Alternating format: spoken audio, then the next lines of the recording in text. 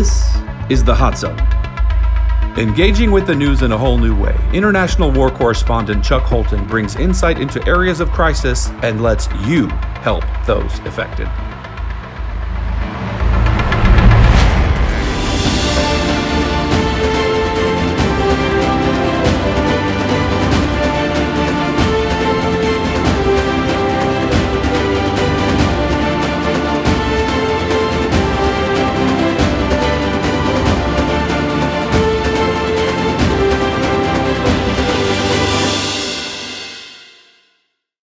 Gentlemen, distinguished guests, Colonel Ralph Puckett.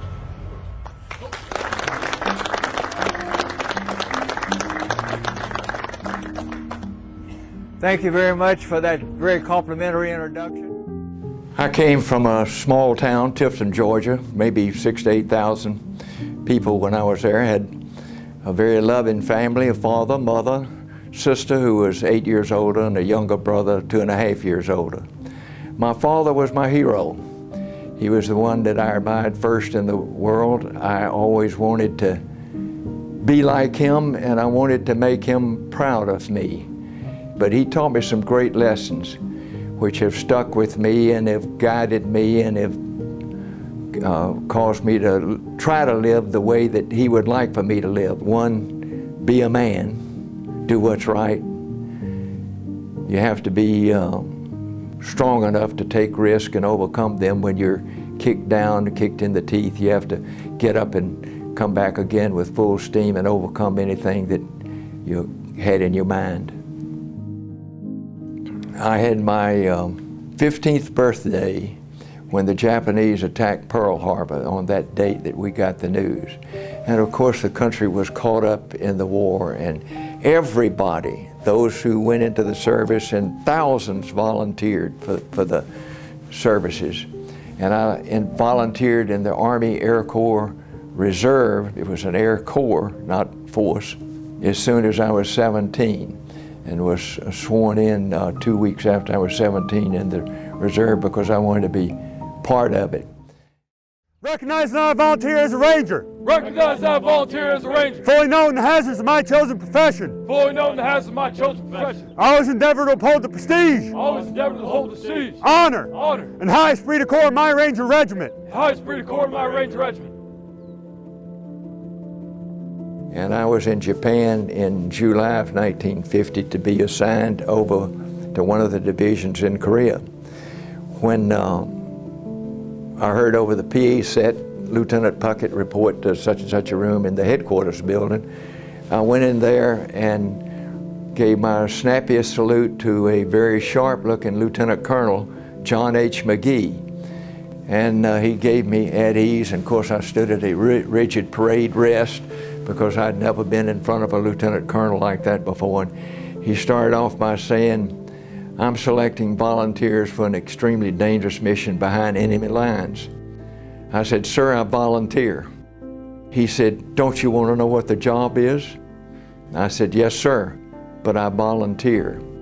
He said, "I'm selecting volunteers to form a Ranger company." And I said, "Sir, I've always wanted to be a Ranger." Well, he talked to me at some length exploring my background, which was nil, because I didn't have any background, being brand new to the Army. And he said, "Well, unfortunately, I've already selected the lieutenants for the company." I said, "Sir, I volunteer to be a sergeant or a rifleman if you'll take me into that Ranger company." Well, that impressed him. He said, "Come back tomorrow morning and I will tell you what I've decided." Well, I came back the next morning, gave him another snappy salute, and he said, "I've decided to take you into the Ranger company." He said, "Not only have I decided to take you in, but you're going to be the company commander." And I said to myself, "Dear God, don't let me get a bunch of good guys killed," because I knew I didn't know enough. I didn't have the experience, and I didn't have the knowledge that I felt I needed to be a Ranger company commander. And I felt I probably didn't have enough to be a rifleman in a Ranger company either. Acknowledging the fact that a Ranger is a more elite soldier. acknowledging the fact that a Ranger is a more elite soldier, who arrives at the cutting edge of battle by land, who arrives at the cutting edge of battle by land, sea, or or air. air. I accept the fact that as a Ranger, I accept the fact that as a Ranger, my country expects me to move further, my country expects me to move further, faster, and fight harder than any other soldier. fight harder than any other soldier. We had our work cut out for us. Our activation date was 25 August 1950. As soon as we assembled the men and equipment, we moved to South Korea, arriving there on the 2nd of September, and went into what was known as the 8th Army Ranger Training Center, which was nothing more than our little detachment plus some overhead. We were in pup tents in the middle of a rice paddy. There were no training facilities, nothing there whatsoever. I came up with a vision for the company. This is what I want my Ranger company to be. Every Ranger will be a tiger. He'll be in the best physical condition of his life. Every Ranger will know his stuff. He will be highly qualified in the tactics and techniques of the individual soldier. Third, each small unit, company as a whole, would be trained until it was a combat-ready killing machine. And fourth, every Ranger would have the confidence in himself, in his leaders, and in the 8th Army Ranger Company that made him believe that our unit was the best that the United States of America could produce at that time. We implemented those training objectives with our training program, which focused on fundamentals. And I adhered to what Vince Lombardi said about fundamentals. Fundamentals win it. Football is two things. It's blocking and tackling. I don't care anything about formations or new formations or operations or any tricks on defense. If you block and tackle better than the team you're playing, you will win. Never shall I fail my comrades. Never shall I fail my comrades. Always keep myself mentally alert, Always keep myself mentally alert, physically strong, and and morally straight. morally straight. And I'll shoulder more than my share of the task, And I'll shoulder more than my share of the task. whatever it may be, Whatever it may be. 100%, 100%. and then some. And then some. And I remember the words of the 25th Infantry Division S3, and I remember what he looks like. I don't know what his name was, but he said, your job is to go into this area, and he shows it on the map, where no American unit has ever gone before without being ambushed and beaten up. Your job, go in there and combat and reconnaissance patrols. So it fit right into our training. I looked at it as postgraduate work for our training program because it was exactly what we had spent our time on. And we succeeded. We had no casualties during that time, and I attribute the success to the training and outlook of the Rangers. They were physically and emotionally tough. We moved so rapidly on foot, we surprised the recon company who carried us to the jumping off place where we would go up into the mountains on our patrols, and how fast we could move on foot. But we'd spent 6 weeks in the field, double timing everywhere we went. They were able to do it because they had inculcated into their believing, I can do it. That may look impossible, but I can do it because we've done it before. I didn't have any trouble with Rangers falling out. They performed. They gave me everything I asked and then some. Gallant right, show the world Gallant right, show the world that I'm a specially selected and well-trained soldier. that I'm a specially selected and well-trained soldier. My courtesy, superior officers, My courtesy, superior officers, neatness to dress, neatness to dress, and care of equipment, care of equipment, shall set the example for others to follow. shall set the example for others to follow.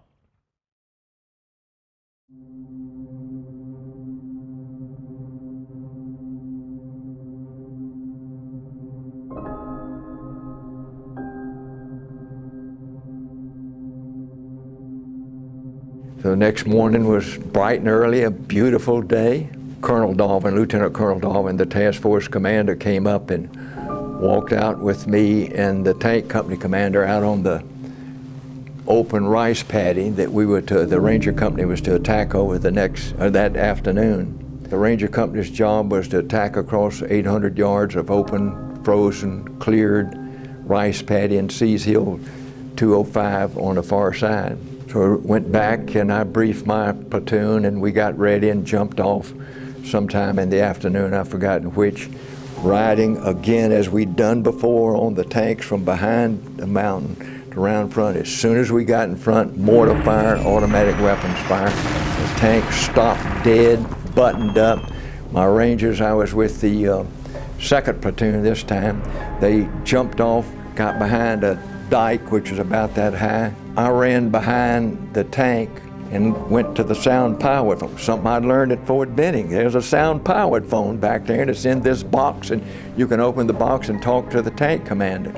Well, I was pretty perturbed, to say the least, that they weren't firing. Here my Rangers are getting fired at 10 yards in front of the tanks and they're doing nothing with their hatches closed.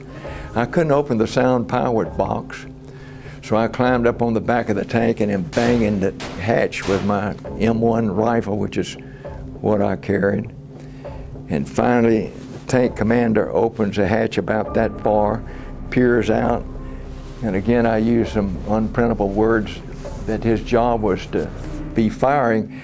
And he says, we've only got 4 inches of armor protecting us. I said, that's 4 inches more than the field jacket that my Rangers have. So he started firing and I jumped off the tank. One of my Rangers had written me, they said, that's the most memorable scene from his time in Korea, was me on the tank banging it with the M1 rifle. Immediately after defending, we began to put in a perimeter defense. We always defended 360 degrees because we were always alone.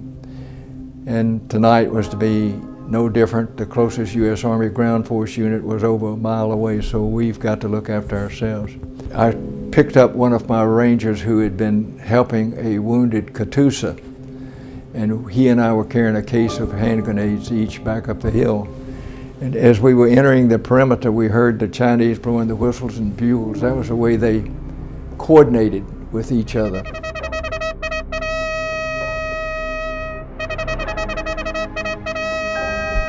We hurried back inside the perimeter, and I got on the radio, which was in my foxhole, got on the radio and alerted them to what was happening. We immediately, after that, those whistles and bugles ceased sounding. We were hit by a mortar barrage and automatic weapons fire, and shortly thereafter a shower of hand grenades. I called on artillery, and that stopped the assault. We had some casualties, but it stopped the assault. I was wounded by a hand grenade on that first assault. About that time, we heard the Chinese blowing the whistles and bugles again, so I immediately ran back to the foxhole, which was only about 10 yards behind my perimeter. Got on the radio again and called for artillery. We got artillery right away, right on the concentration that I asked for. Each one of them I called on artillery and always got it immediately, and it was the predominant power on the battlefield where we were, and really paid off. It saved our necks. At about 0200 to 0230 in the morning, we heard the Chinese blowing the whistles, bugles, always the same thing, same procedure. I ran back to the foxhole, to my foxhole, got on the radio, called for artillery, and the artillery liaison officer said, I can't give it to you. We're firing another mission. I'll give it to you as soon as we complete the mission. I said, we've got to have it. We're under heavy pressure. I'll give it to you when we finish this mission. The pressure increased.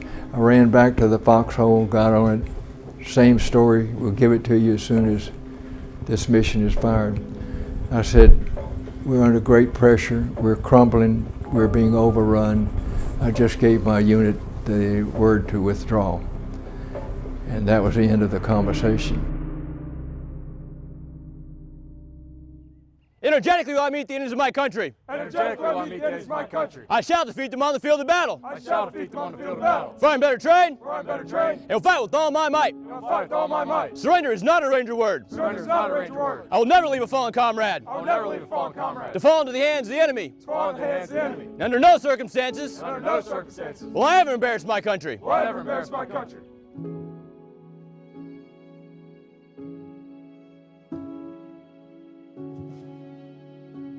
I'd been wounded 3 times by then, and I was lying there on the foxhole, unable to do anything. And I could see 3 Chinese about 15 yards away from me, and they were bayoneting or shooting some of my wounded Rangers who were in the foxholes, who most of the Rangers had been pulled back, and they were shooting or bayoneting my Rangers, when all of a sudden 2 of my Rangers charged up the hill. Private First Class Billy G. Walls, Private First Class David L. Pollock. Came over where I was lying on the ground. Walls said, "Sir, you hurt?" I thought that was the dumbest question I'd ever heard in my life. But I didn't say that to Walls. I said, "I'm hurt bad. I can't move, leave me behind." Walls hands his rifle to Pollock. Walls was a big man, still is. Picks me up, throws me over his shoulder, and starts staggering down a very steep mountain face with Pollock giving cover and fire. We were crashing through the brush, and the Chinese had advanced to the top of the hill and could hear us. I'm pretty sure they didn't see us. They fired in our direction, but it's what I called inaccurate fire. They were firing blindly, so it was not as bad as it might sound. We went maybe 150 yards or so, and Walls puts me down on the ground and says, "Sir, you're too heavy. I can't carry you any further." With that, he and Walls each grabbed a wrist and dragged me the rest of the way to the bottom of the hill on my backside. Not very ceremonially, but we made it. They made it. I certainly am pleased and glad that Walls and Pollock disobeyed my order to leave me behind on the hill. If so, you wouldn't be talking to me. I wouldn't be talking to you today. They saved my neck. Readily wide display. Readily wide display. The intestinal fortitude required. Intentional fortitude required. To fight on to the Ranger objective. Fight on to the Ranger objective. And complete the mission. And complete the mission. Though I be the lone survivor. Though I be the lone survivor. Well, when I think of Colonel Puckett, the values certainly of selfless service, integrity, and putting team before self embodies his time in uniform. But more importantly, I think what he did after he took the uniform off and how he's lived his life by serving others, you know, whether it's here in the Columbus community or the generations of young leaders, NCOs, and officers that he's mentored either directly here at Fort Benning or even outreach across our Army is really what we all look up to and say, that's the example that I should follow, is what Colonel Puckett has done. And he certainly served that for me as I got ready to take the uniform off and thinking about, you know, what my purpose would be and why I want to do what I want to do, is really trying to live up to the example of Colonel Puckett. Yeah, Ralph he has always set the example for others to follow. He's distinguished in his own, military resume, but he's humble about it. He adds a modesty, and he adds just some dignity to every event that he's a participant in. He's our hero. He's a Ranger's Ranger, and someone that every one of us is deeply, deeply proud to have known and been in his company. The Ranger Creed is a concept. It's not a poem. It's not 6 paragraphs of rounded word. It's a concept. And when you talk about someone who understands there's something bigger than yourself, that you exist in this world to make things better for other people, that's where you get your real satisfaction. And that's what that's the story of Colonel Puckett. When Sergeant Major Gentry wrote the Ranger Creed, he was probably looking at Colonel Puckett, but he didn't realize that there was actually a person who embodied all that. But that was Colonel Puckett. It's standard ethics that I think everybody can and should live by it. I think Ralph Puckett's impacted all of our lives and careers. I got to know him when I was the 2nd Ranger Battalion commander, and then got to work with him closely when I was a regimental commander. And he shaped me. He was an example. He was a mentor. He was a friend. And so I watched him help train young Rangers, but at the same time he's training one of the older Rangers, me. And he taught me what selflessness means. And he showed me what it means to have standards that you live by forever. The fact that Ralph Puckett is being awarded the Medal of Honor now really is a tribute to Ralph Puckett the man, but I think more to his life. What he did on a bullet-swept hill in Korea many years ago matters a lot. but he has been an example. He's been a beacon. He's been a guidepost for so many of us for so long. And now to have him recognized with the medal that I believe he has deserved for decades just feels right. You know, Ralph Puckett being awarded the Medal of Honor, I think it's just the nation doing right by him and everything that he has done and did. You know, as you look back and you read the stories of that time, you hear the kind of the oral testimony of the people that he served with, and it's truly someone that is incredibly deserving of this award. And it's been a long time coming, and we're just thrilled as an organization that he is going to receive this award. Coming into this environment and not only knowing what he did in Korea and just all of his accolades and awards and achievements and everything, but the fact that most of the Ranger instructors and leaders that I spoke with, he was out at every Ranger, you know, the rap week at the start of it.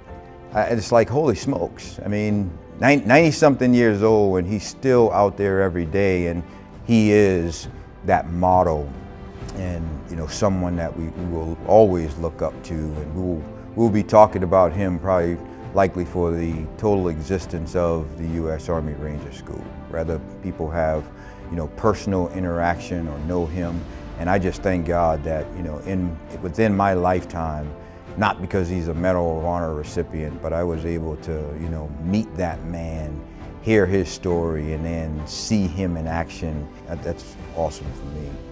Colonel Puckett he built a legacy that was worth emulating for all the young Rangers. I think my favorite stories are what I hear every day. They're the stories that soldiers relay, stuff that will never make it onto a book or make it onto a screen. But it's the words of inspiration that he gives to a young Ranger student at the PT test. It's, you know, several years ago, middle of the night, halfway through the foot march route for the best Ranger competition. Colonel Puckett's out there when it's dark cheering on the Rangers. He and I were both in Vietnam. I got there just about the time he left. Didn't really run into him again until I retired here at Fort Benning. And we resumed our friendship. And I was still amazed at how much he loved the Army and wanted to be a part of it. Ralph and I have sort of grown old together here at Benning. I've enjoyed being with him. I look on him as probably one of the best things I did in the Army was make friends with Ralph Puckett. He's a legend in the Ranger. And so it was whenever you heard that name, you knew exactly who they were talking about. The life he's led is an amazing example for many on how to live a good life and how to constantly be positive and make positive impacts. Is there anything else to say about Ralph Puckett? I think it's the same thing most of us should say. Thank you. Thanks for being who you are. Thanks for doing what you did. Thanks for making each of us just a little better than we would have been had you not come our way. So thanks.